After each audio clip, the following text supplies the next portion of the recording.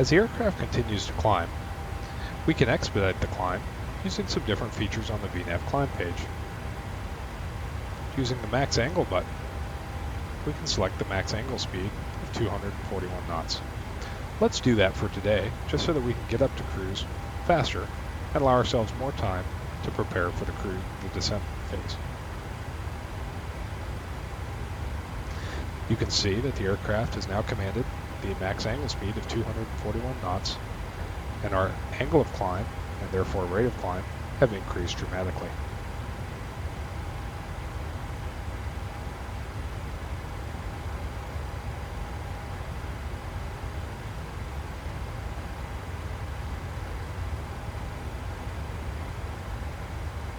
While the aircraft climbs, let's select the Crater 2 RNAV arrival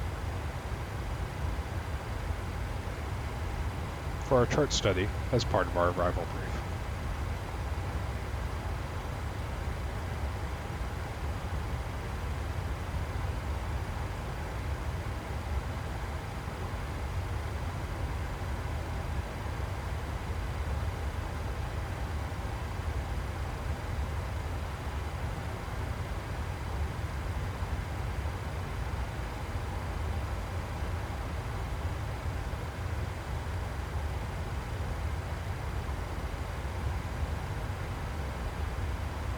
As the airplane approaches flight level 180, the remaining fixed forward-facing lights can be turned off, as well as the wing light. The seatbelt sign can be turned off, and the passenger is allowed to walk around the cabin. Finally, passing 18,000 feet, the altimeters should be switched to standard, and the climb checklist can be completed. Climb checklist, altimeters, standard, cross-checked. Climb check complete. Now we have about 40 nautical miles to set the airplane up for the descent. We'll use the mantra, build it, bug it, break it, brief it, to set up for the descent. To build it, we must first program the raw data for the ILS approach into the aircraft. The ILS for runway 10 left is on a frequency of 111.3, and the final approach course is 103.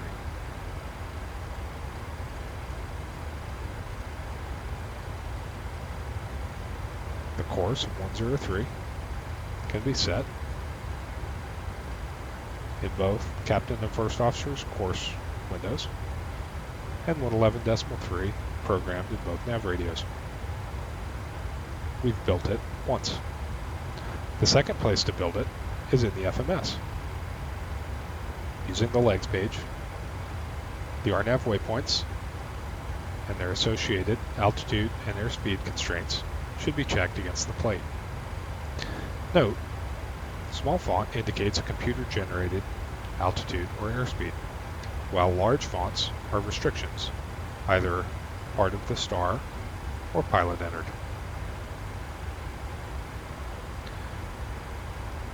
We've now built the approach in 2 locations and need to bug it. The first bug we'll set is the Baro MINS bug of 293 feet. On the EFIS control panel, select Baro and roll the small knob to 293 feet.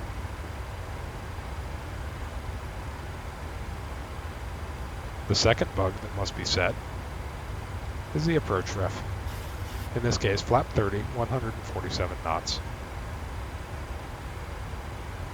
Break it is a single step, and we'll select break 3 for today. And finally, brief it. We would brief the other crew member on the details and particulars of the approach and the arrival.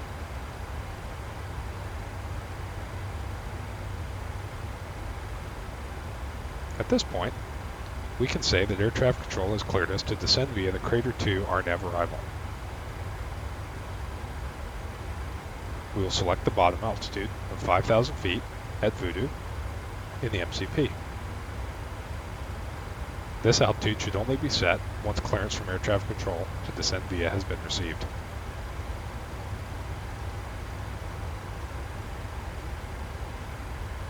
With 5,000 feet dialed in the MCP window, the aircraft is now configured for the descent.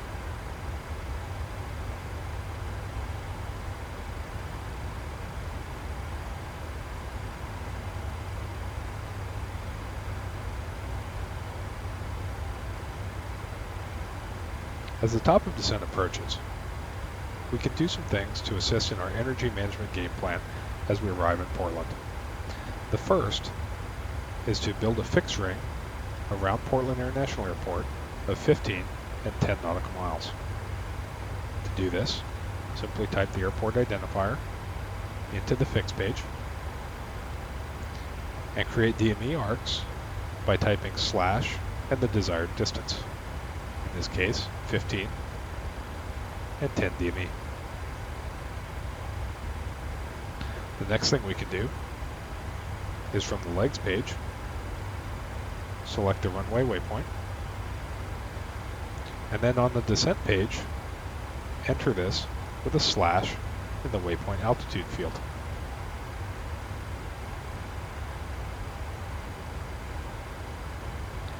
In the PMDG, this must be done once the descent phase has been entered. We'll return to that in a second. Lastly, let's select terrain mode on the ND to give ourselves situational awareness to some of the high terrain around Portland Airport, and press the center key on the EFIS control panel twice to bring up the VSD. The vertical situation display is a profile view of our descent with terrain in green and our VNAV waypoints and their constraints, noted as triangles. The current aircraft flight path is a solid line. As the descent begins, we'll see that this solid line should find itself between the triangles indicating our altitude constraints. The 737 calculates an idle power descent path for its VNAV calculation. The forecast page can be used to help this calculation along. We can indicate the field QNH, in this case 3025, and enter this on the descent page to help VNAV in its calculations.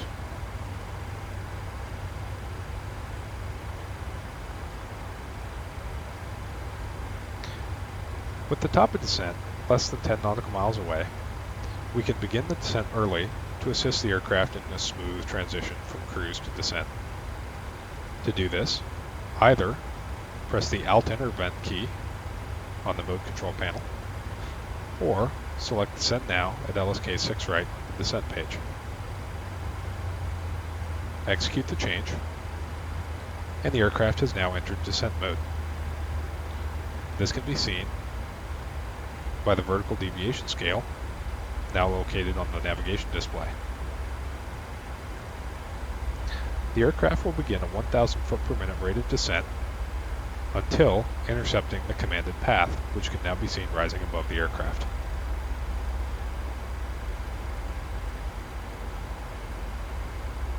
Once the path is intercepted, the thrust levers will retard to idle, and the aircraft will descend on an idle power calculated descent path, respecting all the VNAV, altitude, and speed constraints programmed into the FMS.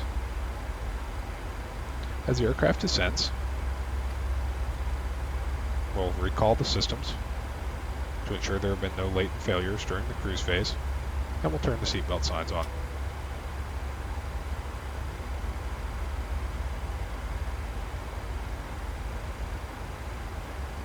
Descending through flight level 180, the local altimeter should be set, and the descent checklist completed.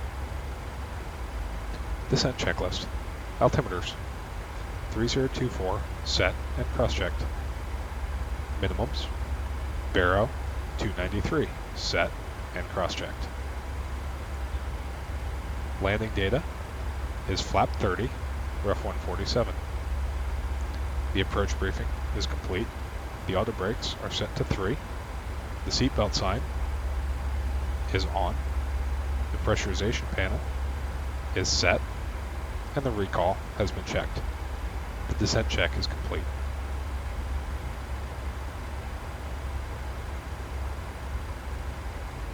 We can see now on the vertical deviation scale that the idle power path is being intercepted, and the aircraft is now bringing the throttles to idle, and the descent rate is increasing to match the path.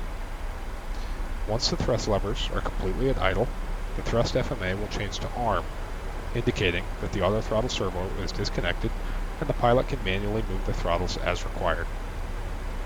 If the airspeed gets less than 7 knots below the planned speed of 280 knots, the thrust FMA will change from arm back to FMC speed, the auto throttle servo will re-engage, and the airplane will capture the speed again.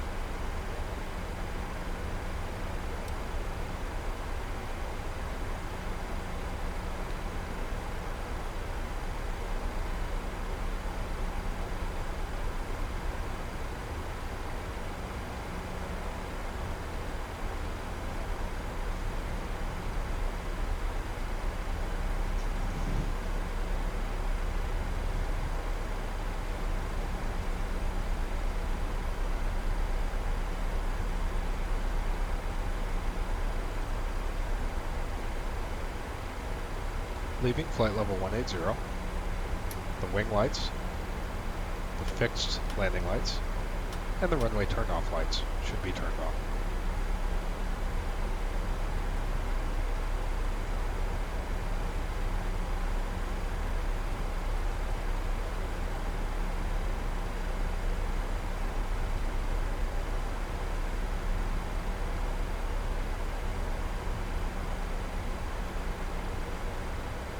As the airplane descends, monitor the progress on the arrival compared to the navigation chart.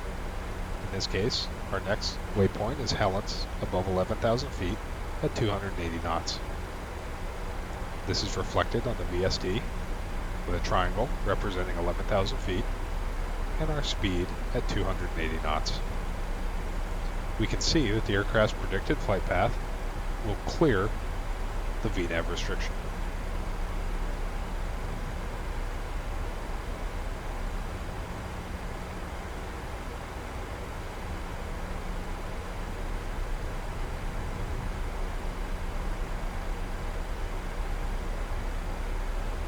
The descent page shows us that Boeing has given us a 10 knot margin for the 250 knot below 10,000 foot speed restriction.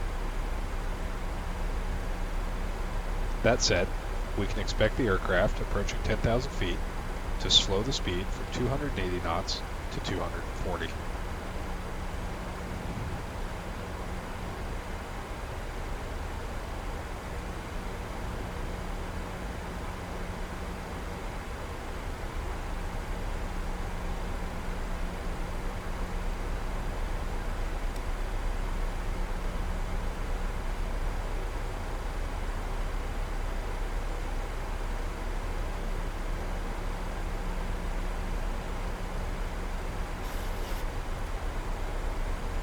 Remember, as the aircraft turns, always keep the heading select in the MCP centered up on the aircraft's actual heading.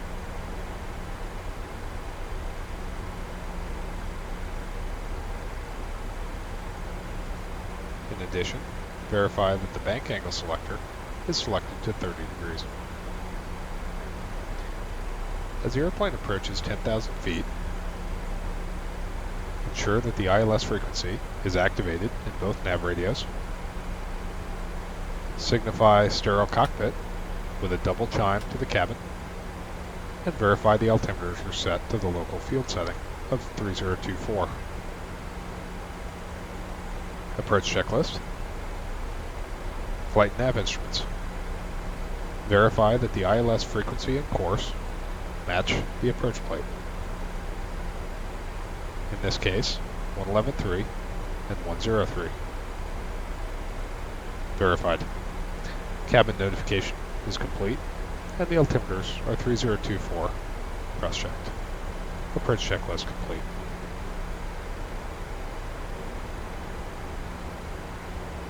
You can see that we're approaching 10,000 feet, and the VNAV is now decelerating the aircraft from 280 knots to 240 knots prior to descending through 10,000 feet.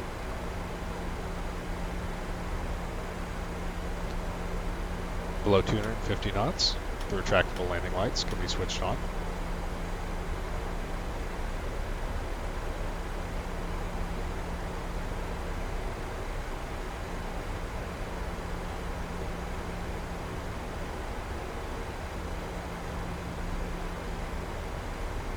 And it looks like the aircraft has met the 240 knot below 10,000 feet speed restriction. The airplane will continue to meet the VNAV speed restrictions on the descent as we fly closer to Portland Airport. This concludes the descent tutorial, and we'll pick this back up on the left downwind for the ILS runway 10 left into Portland.